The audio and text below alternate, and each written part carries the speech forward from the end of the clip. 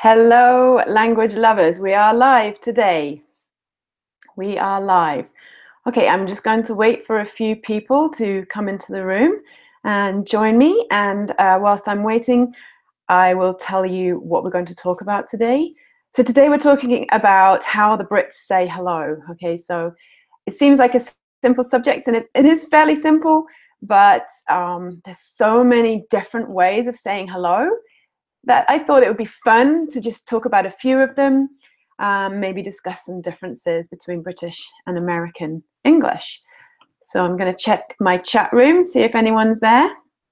Okay, I'm still waiting. So let's just talk about subscribing. So if you would like to subscribe to my content, there's a button below me that says subscribe, okay? And then there's a button above with a little bell that is your notification button. So you click on that little bell up there and it tells you who is live. So whoever you subscribe to, you click on that little bell and it tells you who's live right now or who's just had a live broadcast. Okay. Okay, so on with the lesson. Okay, so 8 ways the Brits say hello. So obviously we say hello, and that's pretty universal, okay? Pretty much every language, English-speaking country, they say hello. That's very standard. But let's talk about some of the non-standard ways to say hello. Okay, so the first one is hiya. So hiya is very common in England, and you will hear me say hiya all the time. So the context of hiya would be you're walking down the street and you see your friends and you don't really want to stop and chat, but you just want to acknowledge them. You want to acknowledge that you've seen them. So you just go hiya. You know, you might not wave, you might nod your head. You're like hiya. So there's no response expected. They'll probably just say hey back or hiya back. The funny thing about the word hiya is that in North America, I've noticed people think that I mean, how are you? So they will respond with, I'm fine, thanks. And that's not actually the correct response. I think in North America, hiya, people may think that comes from hi y'all or how are you? Or so people think it needs a response, but it doesn't. You just say hiya right back. It's like a quick recognition as you're walking down the street. Hiya. Okay. And then we can talk about hey as well. So hey is very similar, but hey is often the start to another greeting. So you might be walking down the street, you see someone you know, and you go, hey. It means you want to stop and chat. Okay, so there's a difference between hey and hiya. Okay, so hiya, you're just passing, you don't stop. Hey is like, hey. And then you might ask another question, okay, like, how's it going? Okay, so let me just check my list. Okay, so yeah, you might say hey, and then you might say, hey, long time no see. So long time no see is very common if you're speaking to someone that you haven't seen for a long time. You'll be like, hey, long time no see, how's it going? Okay, so you kind of say 3 greetings all in one. Okay, so after you've said, long time no see, you'll say, how's it going? So how's it going often comes after, hey, how's it going? And yeah, I think probably you all know that, but it's much more common than saying, hey, how are you? And also it's more common in passing. Hey, how are you is a little bit more formal. Maybe you're at a meeting, maybe you're at a dinner party or something. You can say, hey, how are you? How are you? But yeah, in the street or in the pub, you're just like, hey, how's it going? You can also say, hey, how are you doing? That's a little bit more American, North American kind of sounding. So, hey, how's it going? You can also say, hey, what's up? Now, what's up is really American, but it's becoming more and more common, very, very common in British English. I wouldn't say that there's much of a difference. Brits and Americans say what's up all the time, but I think the term came originally from America. Okay, so the next phrase is morning. So I think this happens in North America, but I don't hear it very often.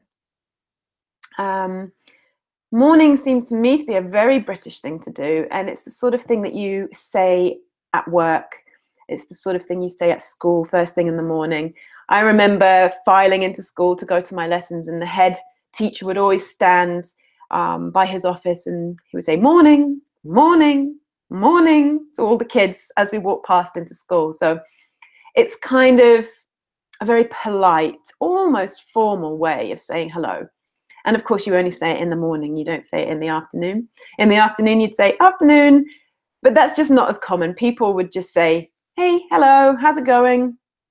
So yeah, morning is more common than afternoon or evening. You might say evening. It's funny, the tone. So, you know, maybe in the evening, you might see someone you know, and you'd say evening, evening. So it's kind of almost like singing, you know. I think a lot of people say that English is a bit like singing. So yeah, in the evening, we say evening. No, you wouldn't say evening. You'd say morning or evening. So I always think that's kind of funny. Okay, so my next greeting would be watcher. Okay, so this is really, really uncommon. I don't think I have heard it anywhere other than where I'm from, which is Norwich in England. So you'll hear it a lot walking around town, or people like watcher, and it's kind of like hiya, watcher, watcher, and it comes from what are you up to, or what are you doing, what you're doing, watcher. It's just like really abbreviated version of what are you doing. So you'd be like watcher. You hear a lot of guys saying that back home in my town of Norwich. Watcher. It's like, watcher. Okay.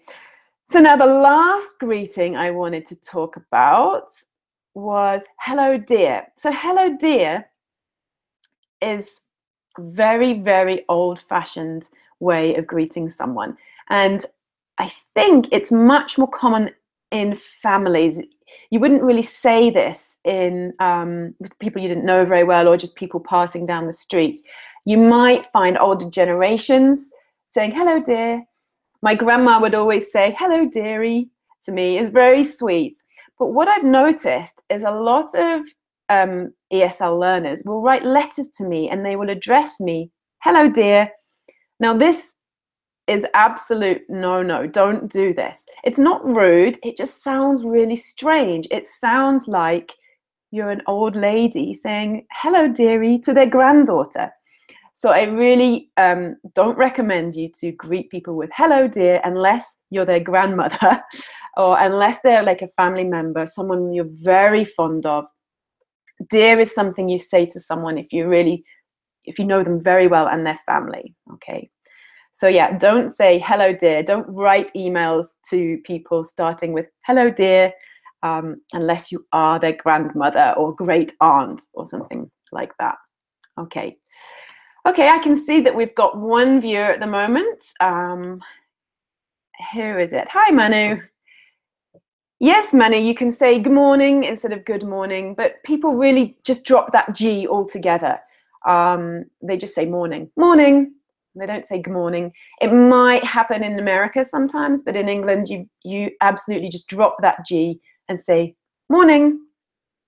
Okay, so that's the end of my live broadcast. I'm just going to recap those sayings, and I'll share a screen with you so that you can see how they're spelt, especially watcher, because that's very unusual. I'd also recommend not to use watcher. I just wanted to talk about it because I think it's fun.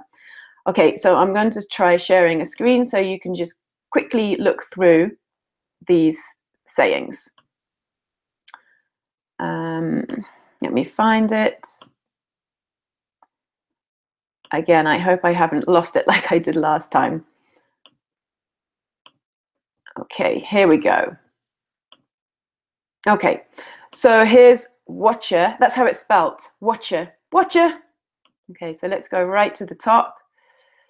Okay, hiya. Hey. And hey nearly always comes with another greeting. Hey, how's it going? Hey, long time no see. Hey, how's it going? Hey, what's up? And then you say, morning, watcha, watcha, and hello, dear. Okay, so again, I recommend not to say hello, dear, unless you are somebody's grandmother. Okay, so thanks for watching, and don't forget to subscribe. So hit that subscribe button down there. If you subscribe to my mailing list, you will then get my email address and you can ask for the lesson notes. Okay, so yes, don't forget to subscribe.